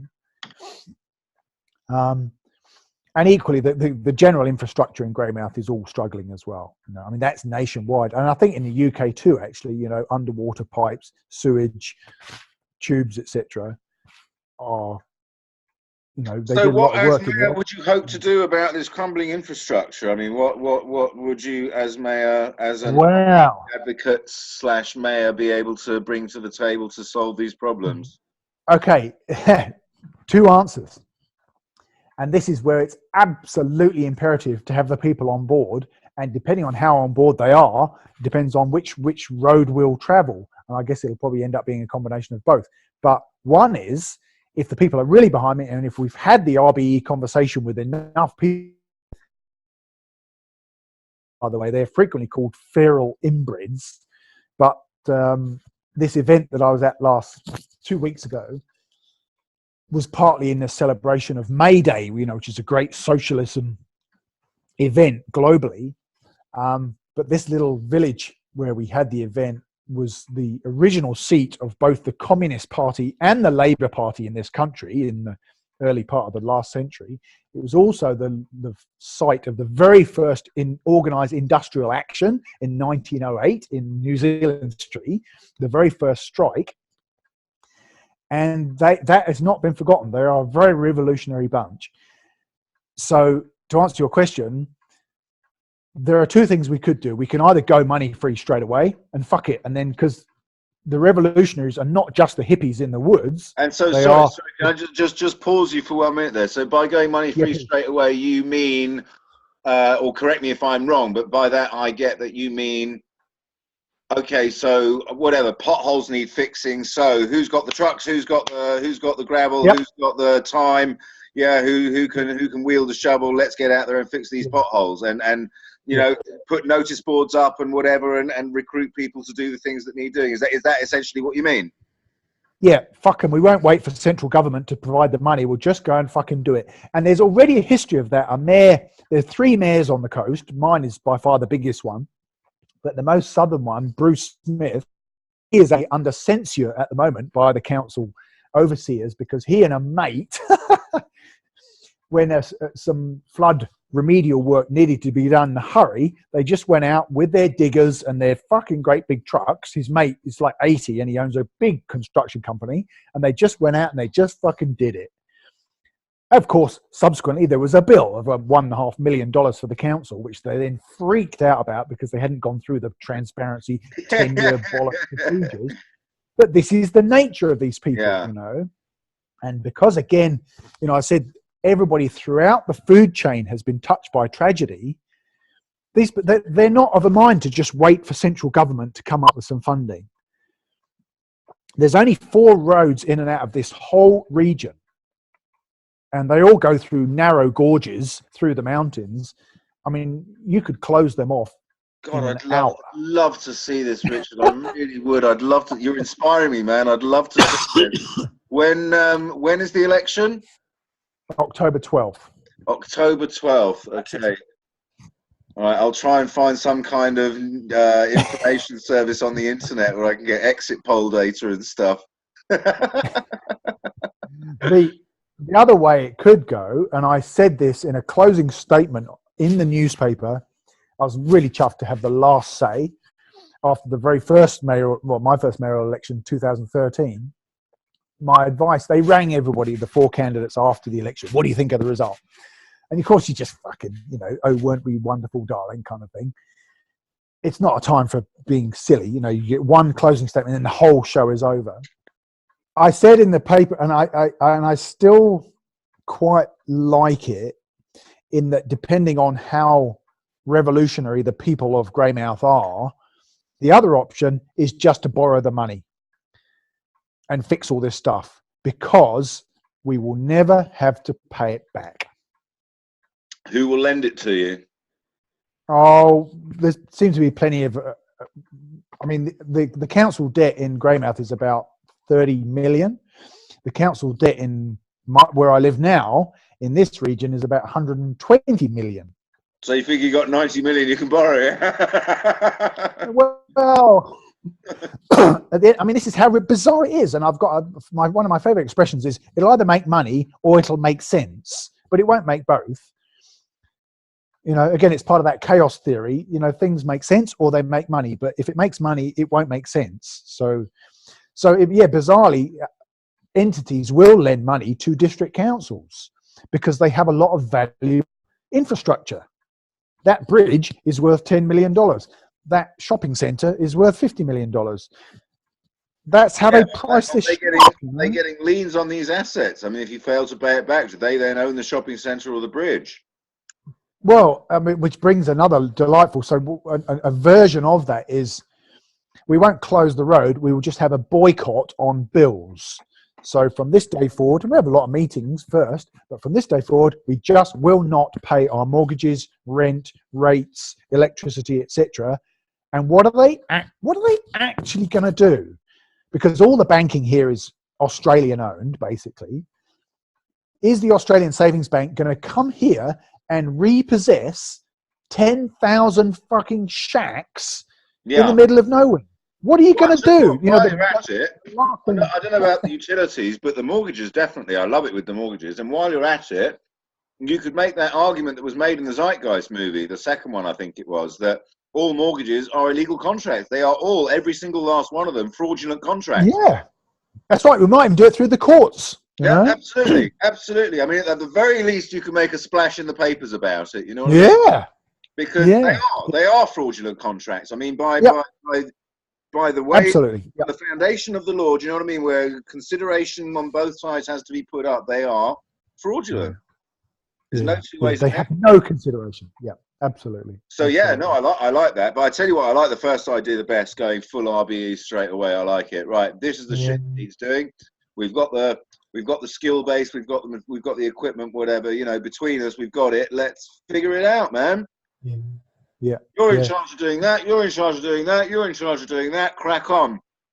Yeah. And if you don't do it, it's your reputation, mate. Yeah. Yeah. Yeah. And half the beneficiaries are your family. So Absolutely. Absolutely. go You and get the family fucking digger. exactly right. Exactly right. Yeah. Yeah. And one of the things people most are frustrated about is despite, and these are, they're coasters. So they have amazing resilience and initiative and drive. It's pioneer country, really. Um, they're very resourceful. One of the things that's it's another one of these disparities. These people have enormous capability. They're miners, farmers, sailors. They can do anything, and yet they're fucked because of this system from outside. Yeah. They can't even provide for their own family now, despite being capable of doing anything. They can't even provide for their family because of this fucking system that says you have to have the special tokens, never mind all the diggers or the fuel or the chainsaws or the... No. If you haven't got the tokens, the family starve, and the wife leaves and the kids are on fucking drugs. And that has already happened, So they're hurting like mad because of this, And when I was I've been at work the last couple of days doing mechanic work, and I tend to wear the same clothes all the time. But on the coast, they are especially anti-experts from outside in suits. Here we go. Here's another one. There's an organizer. So I tend to wear this kind of thing. And I thought, for your video, what should I? Oh, yeah, okay. And I've never, generally I'll put on a shirt, have a shave, kind of. But they don't want shirt and a shave. They want we're pretty fucking cash here. We're pretty cash. It sounds to me like I'd like these West Coast folk. Yeah, you would. Yeah, they're good, solid, fucking, handshake people. Yeah. Yeah, they really are. I love going there. It's fantastic. It's such a boost, to come. Every conversation I come away, again, further up the scale of holy fucking shit, we're going to do this, And thus I'm throwing everything at it's funny, a sort of dilemma between recruiting RBE supporters and recruiting voters. Is it not kind of the same thing or not? How do they differ, those two things? Well, it depends how long you've got, because I wouldn't want to go in the newspaper, for example, and have two column inches explaining this fucking communist anarchist hippie from outside fancies being mayor, because they wouldn't put the material across in a way that was palatable to most people. Whereas if I can have a conversation with those people, then I can guarantee their vote. But, touch wood, basically. But it's got to be the right conversation. And it may be as little as, oh my God, what a lovely dog. Hello, what's his name? Or it may be 20 minutes of profound anarchism, having a proper chat. But it's got to be measured, and it's very, very personal. So, and what I've done in the past, through bitter experience, is go too far too soon. We've all got these, again, coming back to the airplanes analogy, where you're doing everything by performance envelopes. You can only do so much. It's the same with humans. We can talk about a money-free future, but don't go blasting, right, we're going to make everything free tomorrow. Yeah. Oh, okay. He's lost it. He doesn't have a rational grip on how things are. I kind of don't like the whole money-free. I don't like the name money-free party. I think it leads people down the wrong path of thinking. Because it's not really about money free, is it? It's not about taking money away. It's about creating a system whereby money no longer serves a function. It just no longer has a purpose. So and once you get it, then you get that. But given that, trying to recruit is maybe the wrong word, but you know what I mean. Yep. I've never liked the name. I've never liked it. No. Well, hence before. Tell me about it. And we've fucking done that ever since the start, with Nick especially. I mean, I went and stayed with his family to try and nut it out, and we didn't get anywhere with that. But consequently, I mean, I'm very, very sensitive to that. And I'm just going outside for a minute. So this is, I don't know if you've seen the bus.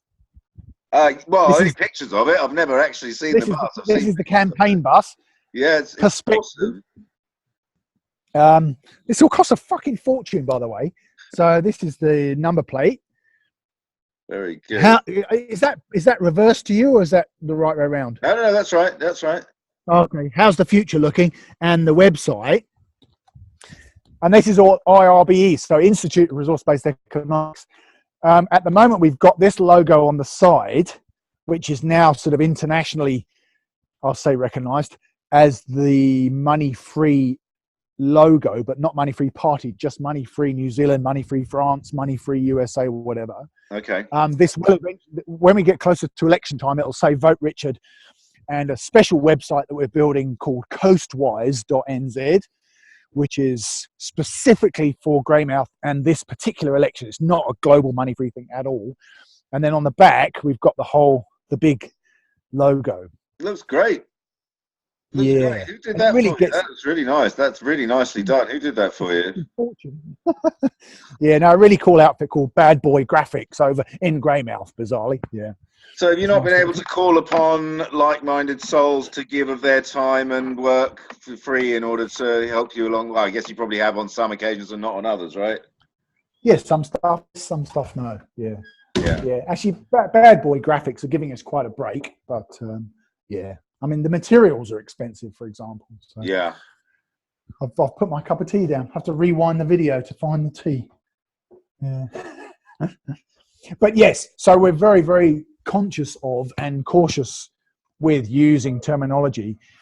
But I mean, I've got a pocket full of different cards, you know, depending on the conversation. Should I give them an Institute card or a money-free party card or a sticker or a money-free world card? I mean, again, it's the brainwashing. It's not about me. It's about you. You know? Yeah. I liken it to a log jam, you know, in a creek that's all jammed up with logs. Why doesn't your brain work clearly and rationally like it was intended to when you were born? You know, a stream should just run. And if you can have a conversation with that person, you can frequently pick out just one or two logs in that jam, whoosh, and they're away. Yeah. And it can take 10 seconds or it can take 10 years. Yeah. And that's, but it's, again, it's one of the things that drives me on, especially, forgive me, on the coast, because these people are so crushed. They're so fucking downtrodden and depressed. When you come along with something like this, they are aflame, you know, and that is a fantastic thing to behold, to be part of that, setting people free again, you know, and awakening all that lovely energy and passion and compassion that's been so shut down for so long. Yeah. It's a profound experience, and it really drives me along, you know, which I guess brings me back to where we started. You know, the energy comes from the people, not from me. You know, I get it from them, you know, to see people coming alive. It's fantastic to be part of it. Yeah, privilege, actually. Yeah. Not that I'm likening you to Mother Teresa, but I remember seeing an interview with Mother Teresa a while ago, in which she was asked, you know, how is it you live in those conditions and look at all of that suffering year in, year out, you know, how is it you've managed to do that? And she said, no, you don't understand. You know, when I look into the faces of these people, I see it is God staring back at me. You know what I mean? How can, you know, as far as she's concerned, she's living an exalted life. You know what I mean? She feels privileged to be able to do what she's doing. So, you know, it's yeah, again, back to the idea of perspective, you know, it is just perspective. Yeah. Your own, it's lovely having your own mountain water. I wouldn't trade it for anything. It's just lovely. Isn't it? Fantastic. Yeah. Oh, fantastic. Yeah, very, very rare actually today. Yeah. Well, of course, that's one of the big New Zealand arguments is, oh, we should sell it. So, and if we bottle it here, then we can send it off halfway around the world, yeah? Yeah, they do. They actually fly it in bottles to China, you know? I mean, oh my God. Jesus. Yeah. Yeah, and this is considered to make good business sense because they can turn a profit while they're doing it, right? So it's good business. Yeah. Wow. But they got to the bottom of that Mariana Trench, you know, the other day in the Pacific, just up the road. The deepest humans have ever gone in the ocean. It's like 11 kilometers deep. Yeah. And they found some new species, and, you know, amazing, all these glowy, wriggly things. and a load of plastic rubbish. Yeah, brilliant. Really, even down there. Wow. Yeah, Wow. yeah, Yeah, it's incredible that these places are populated, isn't it? I mean, it's just extraordinary. It yeah. just makes you think that anywhere there's water, anywhere there's liquid water, there's going to be stuff wriggling about in it. It doesn't matter where you are, anywhere. Yeah. Yeah, Richard, yeah, it was yeah. a pleasure. Really enjoyed that. Thank you. And yeah, living in times of chaos. I like that. I like that. Mm. I've asked that question to a few people, not on these interviews, but I've asked that question to a few people. And you're the first one that has proposed, well, we're in it right now. I like that. I like that. That feels right. Yeah, that's great. All right, thanks ever so much. Yeah, take it and keep me updated with anything. And definitely as you approach election time, send me a reminder that it's coming up, because I'm really curious to see how you get on. And if you do win, whether you go full RBE, I really hope so, man. I'd really like to see that. I'd really like to see that. Even if it fails for whatever reason, at least lessons could be learned. You know what I mean? It could be the first proper, I don't know, blue church experiment into RBE, because you enter the blue church when you become mayor, kind of, in a way, don't you? Kind of. Yeah, that's right. You become a member of the blue church, kind of. Yeah. Although you are secretly a member of the red religion, insurging into the blue church secretly. Yeah, All check right, out thank you. Paul. I think you'll really like it. One of his other Yeah. themes, just before we go, just made me think of it talking about him again. I really like the way he covers a massive span of time with one simple thing. So he goes back to whenever, 50, 100,000 years ago, when we first became the dominant species on the planet. Yeah, and we started going off and colonizing all of the niches that they were on the planet and becoming the top predator wherever we went. And so it went in our small groups until we'd colonized every niche on the planet and we started to encounter each other, right? We started to encounter tribes of each other. And at that point, we had to figure out how to collaborate, or at least coexist, without killing each other for the long-term survival of the species, right? And he calls that game A. Everything we've been doing from that time until now is game A. Game A can no longer cope with the complexity of human society, of technology, of medical advances, blah, blah, blah, blah, blah. Game A, the structures of game A. And the blue church is kind of the key holders for game A, if you know what I mean. Yeah, game Ultimate manifestation of that. And so we need to start playing game B. And you've actually touched on a couple of the features of game B during this interview.